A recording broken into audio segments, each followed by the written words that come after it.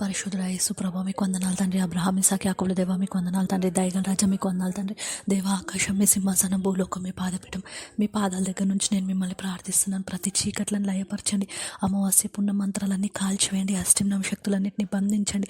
నిరంతరం దేవా మీ బిడ్డలను పేరు పేరున జ్ఞాపకం చేసుకొని మీ రెక్కల కింద భద్రపరచుకున్న తండ్రి. మీ రెక్కల కింద ఆశ్రయం కలిగించండి. ఎంతమంది బిడ్డలు ఈ రోజున చూడలేకపోతున్నారో మీకు తెలిసిన తండ్రి. ప్రభువా ప్రతి బిడ్డని కాపాడండి యేసుప్రభా. యేసుప్రభ మోకరించి మీ నామంలో ప్రార్థన చేసిన ప్రతి బిడ్డకి జవాబు దయచేయండి యేసుప్రభ.